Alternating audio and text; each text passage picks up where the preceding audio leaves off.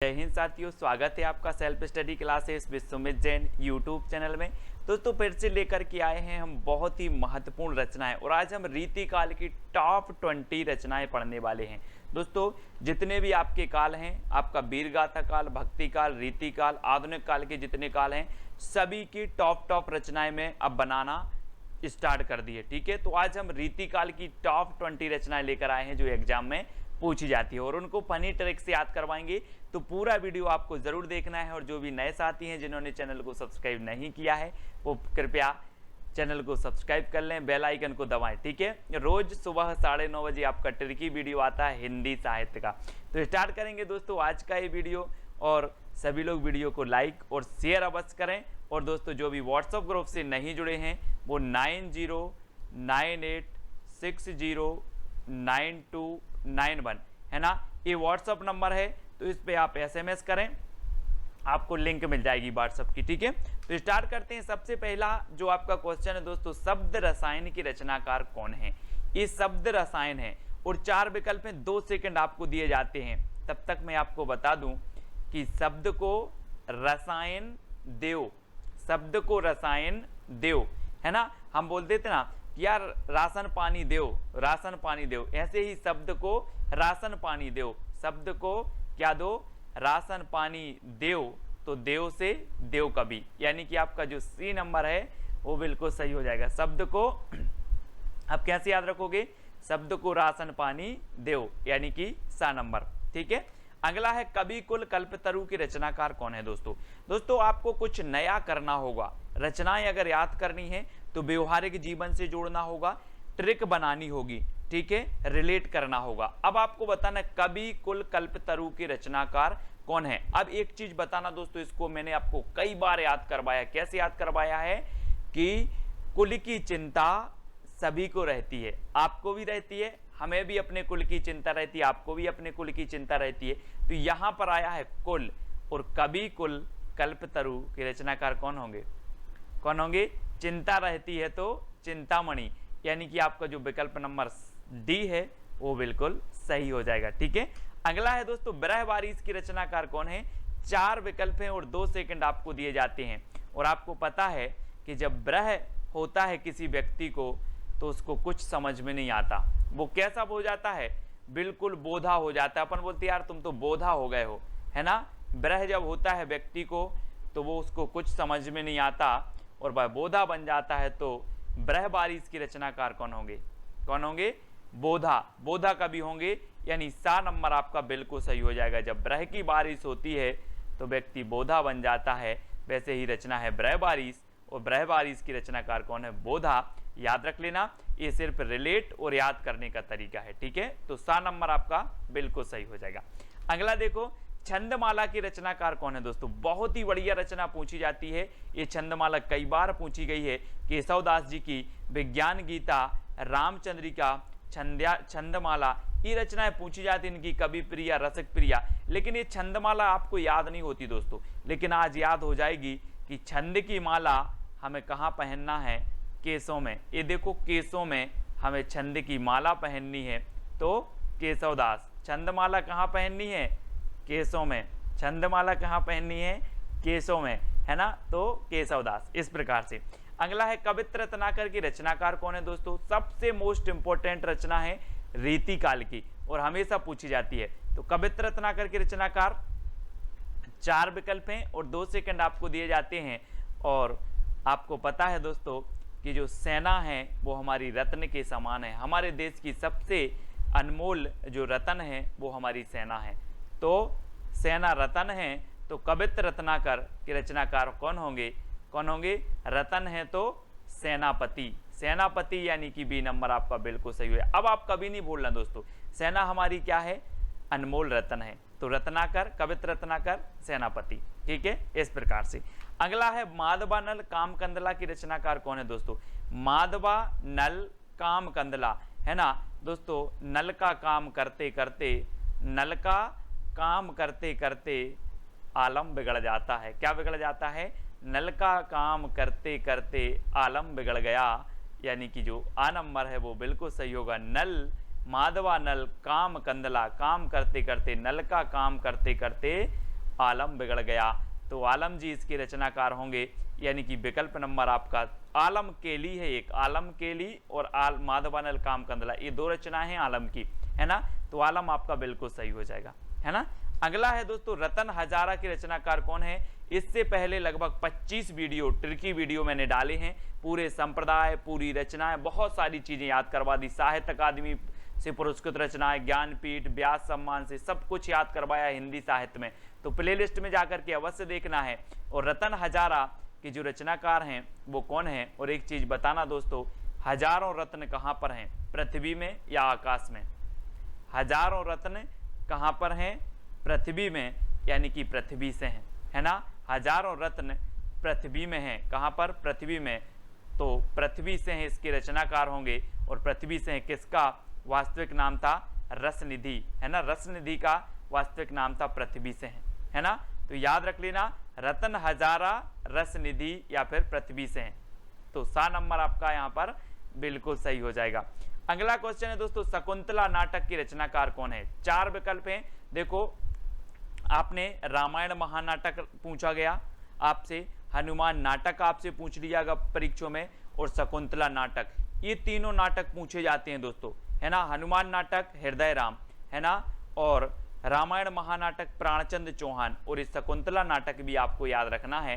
और इस शकुंतला नाटक करने से बाज नहीं आती, शकुंतला नाटक करने से बाज नहीं आती, तो बाज नहीं आती तो नेबाज, शकुंतला नाटक करने से बाज नहीं आती तो नेबाज। और दोस्तों रामायण महानाटक मैंने आपको याद करवाया था कि रामायण महानाटक, रामायण हमारी क्या है, प्राण है, तो प्राणचंद्र चौहान, है ना। और हनुमान नाटक, तो हनुमान जो है अपने हृदय में राम को रखते हैं, तो हृदय राम, हनुमान नाटक हृदय राम। रामायण प्राण है तो प्राणचंद्र चौहान, हनुमान हृदय में राम रखते हैं तो हृदय राम। और शकुंतला नाटक करने से बाज नहीं आती तो नेबाज, ठीक है, ये आपको याद रखना है। अगला है दोस्तों, प्रबोध पचासा की रचनाकार कौन है। 4 विकल्प हैं, आपको कमेंट में जरूर लिखते जाना है अपने कमेंट, है ना। और लास्ट में एक प्रश्न, चैलेंज प्रश्न आपको दूंगा जिसका उत्तर आपको बताना होता है।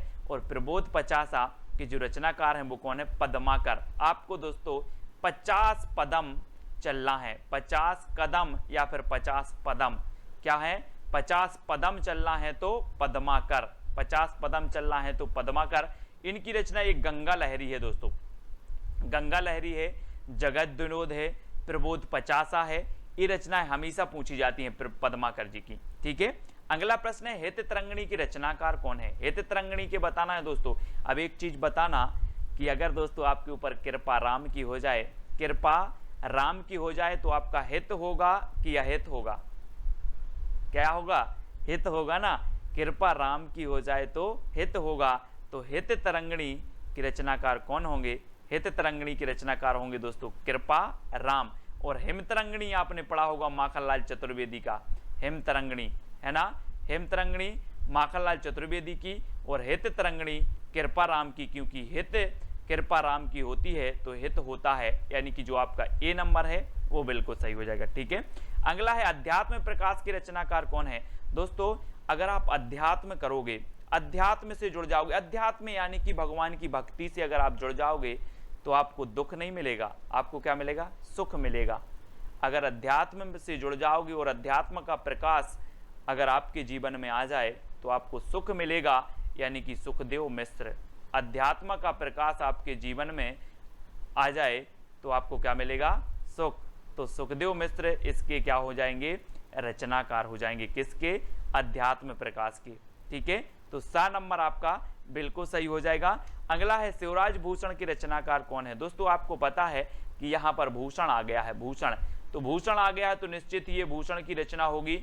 और इस शिवराज भूषण में 105 अलंकारों की बात की गई है दोस्तों। वैसे भरत मुनि ने 4 अलंकार बताए हैं, है ना। और शिवराज भूषण के जो रचनाकार हैं कौन है, भूषण।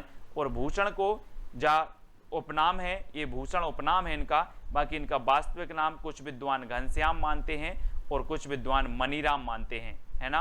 तो ये याद रख लेना, भूषण, ये शिवराज भूषण इनकी रचना है, छत्रसाल दशक है, शिवराज भूषण है ना। और अगला है, यमुना लहरी की रचनाकार कौन है। 4 विकल्प आपको दिए जाते हैं दोस्तों, यमुना, और आपको पता है गंगा लहरी पद्माकर की है, लेकिन यमुना लहरी, यमुना में कौन कूद गए थे? शेषनाग था ना, यमुना में बहुत भयंकर शेषनाग था, और उस शेषनाग को पकड़ने कूद गए थे कौन? ग्वाल। ग्वाल किसे बोलते थे? श्री कृष्ण को। तो ग्वाल कवि यमुना में कूद गए थे कौन? ग्वाल। तो ग्वाल कवि की ये रचना होगी कौन सी? यमुना लहरी। ये चित्र के माध्यम से देखो दोस्तों, ये शेषनाग है और यमुना में इस शेषनाग को पकड़ने कूद गए थे ग्वाल यानी कि श्री कृष्ण, है ना, यमुना लहरी। तो यमुना लहरी ग्वाल कवि की और गंगा लहरी पद्माकर की, ये चीज याद रखनी है। अगला है सभा मंडन के रचनाकार कौन है? सभा मंडन। दोस्तों सभा कोई सी हो, सभा आपने देखी होगी, दुनिया में बहुत सारी सभाएं होती हैं, लेकिन सभाओं में गरीबों का बोलबाला नहीं होता। किसका होता है? अमीरों का। अमीरों का बोलबाला होता है, आपने देखा होगा अमीरों का बोलबाला होता है। तो सभा मंडन के रचनाकार कौन होंगे? अमीरों का होता है तो अमीरदास। कौन होंगे? अमीरदास। अब याद रख लेना, मैं पूछूंगा सभा मंडन किसका है, तो आप बोलोगे सर सभा में गरीबों की पूछ नहीं होती, अमीरों का बोलबाला होता है तो अमीरदास। ठीक है, यानी कि सा नंबर आपका बिल्कुल सही होगा। और अगर ट्रिक अच्छी लगे तो कमेंट में बता देना, और कौन सी सबसे अच्छी ट्रिक लगी है वो भी आपको कमेंट में बताना है। इश्क लता की रचनाकार कौन है दोस्तों? 4 विकल्प हैं, इश्क लता। और आपको पता है कि रीति काल में कौन सा ऐसा कवि है जो इश्क की लताएं फैला रहा था? कौन फैला रहा था?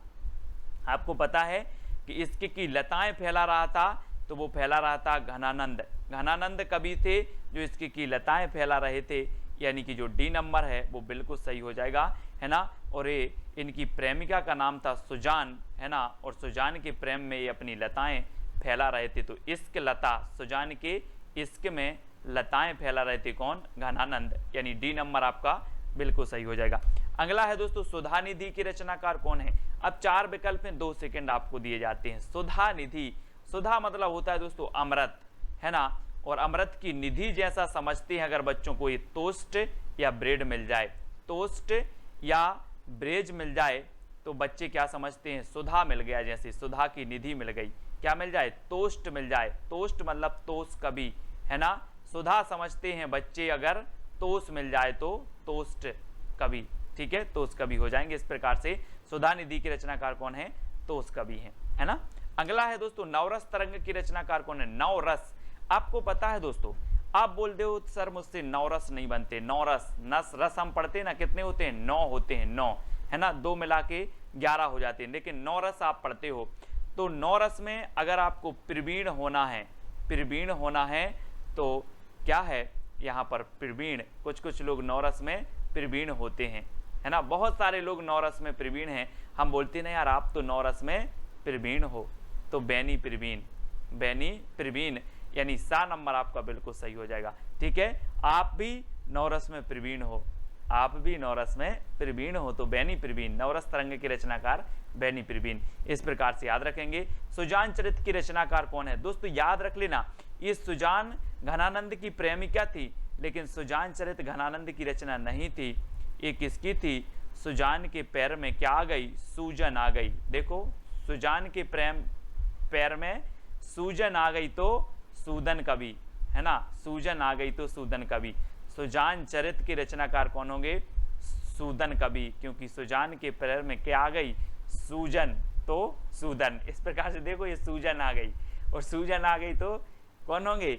सूदन कवि होंगे। अब कभी भूलना नहीं, बोले सर सुजान चरित, हाँ सुजान चरित, सुजान के पैर में क्या आ गई? सूजन आ गई तो सूदन कवि। इस प्रकार से याद रखेंगे। अगला है अंग दर्पण की रचनाकार कौन है? दोस्तों फोटो में देखो जरा, अंग दर्पण, है ना, अपने अंगों को दर्पण में देखकर क्या लेते हैं लोग? रस लेते हैं। तो रसलीन, रसलीन, अंग को दर्पण में देखकर रसलीन, है ना, अंग को दर्पण में देखकर रसलीन। चित्र को देखो और उत्तर बताओ। अंग को दर्पण में देखकर रसलीन, यानी सा नंबर आपका बिल्कुल सही हो जाएगा। ठीक है, अगला है काव्य कल्पद्रुम की रचनाकार कौन है? दोस्तों काव्य कल्पद्रुम, हमने कवित्र रत्नाकर पढ़ी थी कि हमारी सेना जो है वो रत्न है। और दोस्तों आपको पता होगा कि जो सेना होती है वो वृक्षों की ओट लेकर के बच बच के दुश्मनों पर क्या करती है? वार करती है। तो काय पर ओट लेकर के? कल्प वृक्ष, आपने सुना होगा एक कल्प वृक्ष नाम सुना होगा, कल्प आया है तो कल्प एक वृक्ष होता है, और वृक्ष की ओट ले लेकर के, है ना, हमारी सेना क्या करती है, दुश्मनों पर वार करती है। तो कौन करती है, सेना। तो काव्य कल्प द्रोम, कल्प, अब कल्प याद रख लेना, कल्प वृक्ष, और कल्प वृक्ष की ओट लेके सेना दुश्मनों पर वार करती है। तो सेनापति, सेना हमारी रत्न है, तो कवित्र रत्नाकर, ये सेनापति की रचनाएं हो जाएंगी जो हमेशा पूछी जाती हैं। ठीक है दोस्तों, अब आपको बताना है कौन सी ट्रिक सबसे अच्छी लगी है, कमेंट में जरूर आपको बताना है, जितने लोग भी देख रहे हैं। ठीक है, और साथ ही ये चैलेंज प्रश्न है आपका कि इश्कनामा के रचनाकार कौन है। हमने पढ़ा था इश्कलता, अब इश्कनामा के रचनाकार आपको बताना है ना। कमेंट में आपको लिखना है कि सर इश्कनामा के रचनाकार ये हैं। ठीक है, आप लिखेंगे, और ये 4 कवि दिए हैं, इनकी अगर रचनाएं आपको याद आती हैं तो ये चारों कवि की रचनाएं भी आप लिखा करें। ठीक है, अब दोस्तों आपको क्या करना है, व्हाट्सएप ग्रुप से जुड़ना है, जिसका नंबर मैंने आपको दे दिया 9098609291। ठीक है, ये आपका व्हाट्सएप ग्रुप है, इस व्हाट्सएप नंबर पर आप मैसेज करेंगे, आपको ग्रुप की लिंक मिल जाएगी। ठीक है, साथ ही एक अपना टेलीग्राम ग्रुप है, IAS स्टडी ट्रिक, ये टेलीग्राम ग्रुप है, तो आप ये टेलीग्राम ग्रुप से जुड़ सकते हो। ठीक है, और वीडियो को लाइक और इस प्रकार से सब्सक्राइब का बटन दबाकर बेल आइकन को जरूर दबाएं दोस्तों। और रोज सुबह 9:30 बजे आपकी कक्षा होती है, सुबह 9:30 बजे ट्रिकी वीडियो, हिंदी साहित्य ट्रिकी वीडियो, सब कुछ ट्रिक से दोस्तों। ठीक है, तो वीडियो को लाइक और शेयर अवश्य करें। वीडियो कैसा लगा कमेंट के माध्यम से बताएं। आज की वीडियो के लिए बस इतना ही। जय हिंद।